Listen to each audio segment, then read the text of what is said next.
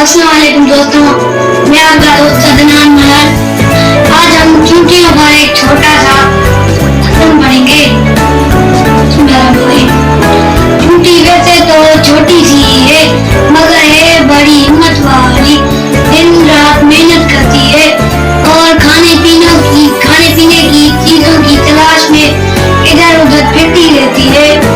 चींटी बहुत समझदार होती है, मिलजुल कर काम करती है।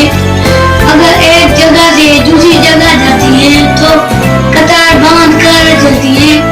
रास्ते में ऐसे मिलती है जैसे आपस में बातें कर रही हो। अगर एक चींटी ज्यादा बोझ ना उठा सके तो दूसरी चींटियां उसकी मदद करती है। इस तरह सब मिलजुल कर अपने से कई गुना ज्यादा बोझ उठाकर ले जाती है।